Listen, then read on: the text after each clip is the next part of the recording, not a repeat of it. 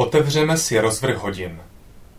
První tabulka nám zobrazuje všechny naše žáky, seřazené podle příjmení, jména, studijního zaměření, ročníku, zda tvoří skupinu, kdy docházejí do hodiny a na kterou učebnu.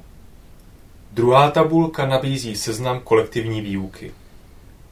Níže pak vidíme výsledný rozvrh hodin. Pokud jej chceme změnit, u žáka či kolektivu v seznamu klikneme na tlačítko Změnit. Máte přehled o tom, kolik hodin si žák zaplatil a kolik je jich už zapsáno v rozvrhu. Zatrhnete, zda je vyučován ve skupině a s kterými žáky. Vybraným žákům se rozvrh hodin nastaví současně s právě zobrazeným. Docházku do hodin zadáte v tabulce, vyberete den, začátek a konec hodiny, učebnu, na které je žák vyučován, a zda je tato hodina vaší nadúvazkovou. Změny potvrdíte tlačítkem Uložit. Výsledek si můžete prohlédnout v náhledu rozvrhu.